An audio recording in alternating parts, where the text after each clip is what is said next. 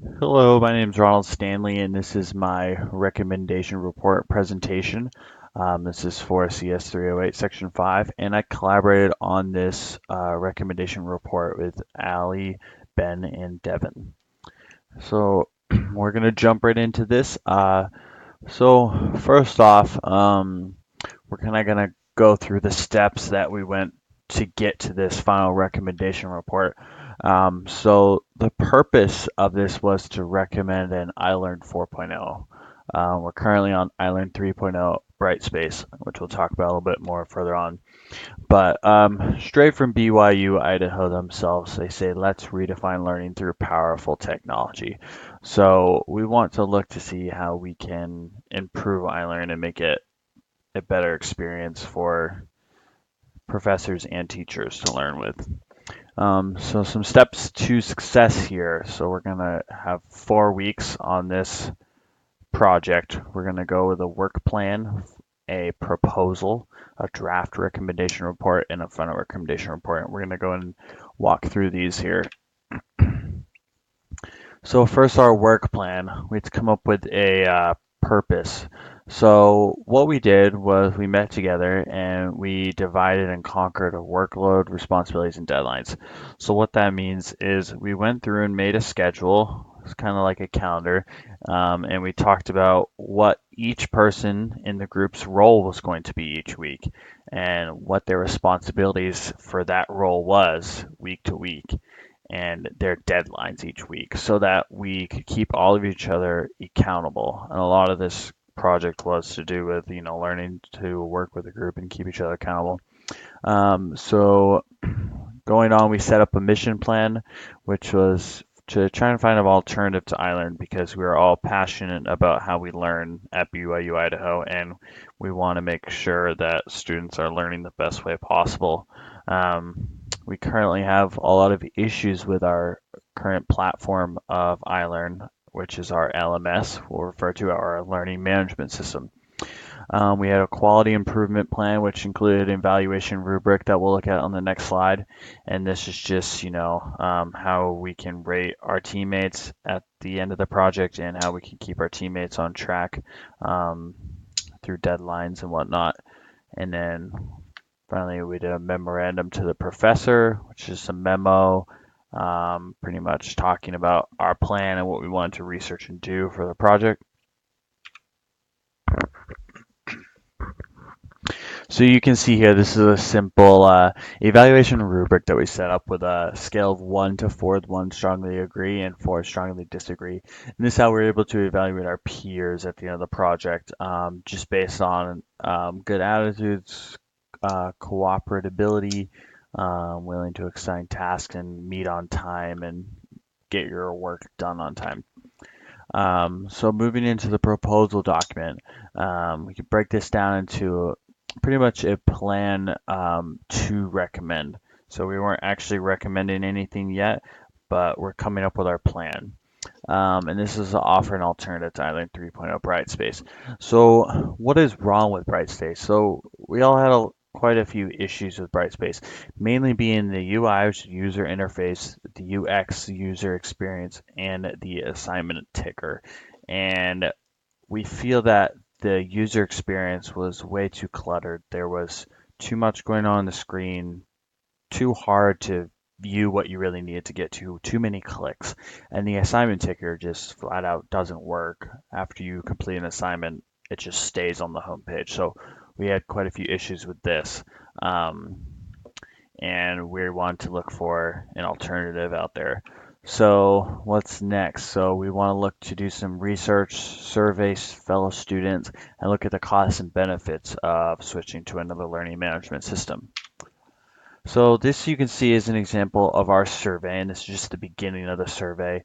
You can see we're doing an LMS quality survey for CS308 for Brigham Young University, Idaho, and we're studying learning management systems. So we ask, what school do you attend?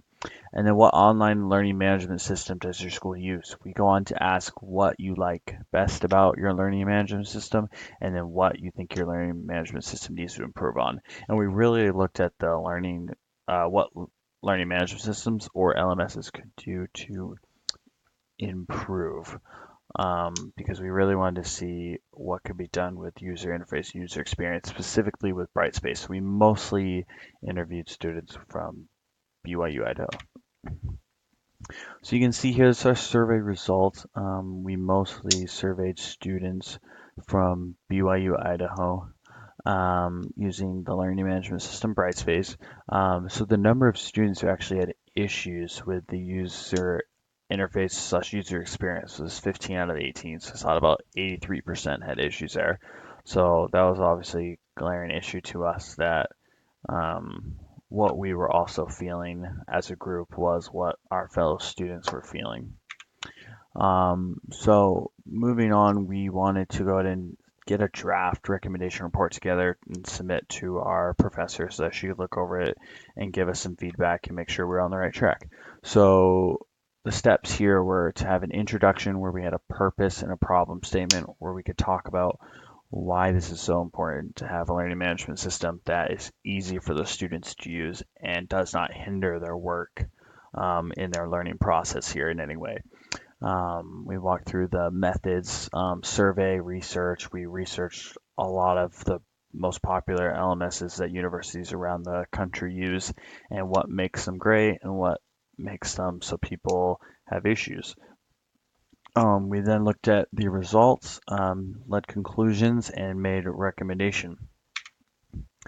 So you can see some results here where we set up a LMS evaluation criteria specification with 1, 0, -1. Pretty much 1 would be exceptional, exceeds expectations, 0 is acceptable, meets, and -1 was unacceptable. So we can see here we can kind of rate the main LMSs that this country uses: Moodle, Canvas, Brightspace, Sakai, and Blackboard Ultra. Now, when we looked at this, we could see that Brightspace and Canvas were two really good products, very popular. But Blackboard Ultra is from a very well-known, reputable company, Blackboard, that's coming out with a brand new product that they've spent a lot of time and money implementing to be the next big thing. And we really think that Blackboard Ultra is exceptional and exceeds a lot of those expectations. So what we're going to do is, oh, sorry about that. We're going to move into our final recommendation, and this is where we pretty much want to tie up what we had in our draft, take some feedback from our instructor, and move on. So we did some more research, did some more surveys. We cleaned up a lot of sections and edits, grammar, all that kind of stuff. Added some things we were missing and got everything finalized. You can see this is kind of our title page for our recommendation where we really want to focus on that, redefine learning through powerful technology. Um, so our recommendation ended up being to plan to implement Blackboard Ultra. Now, what we wanted to do is, through further research, we found out that BYU Idaho is doing a pilot program to actually test Canvas, another very popular LMS.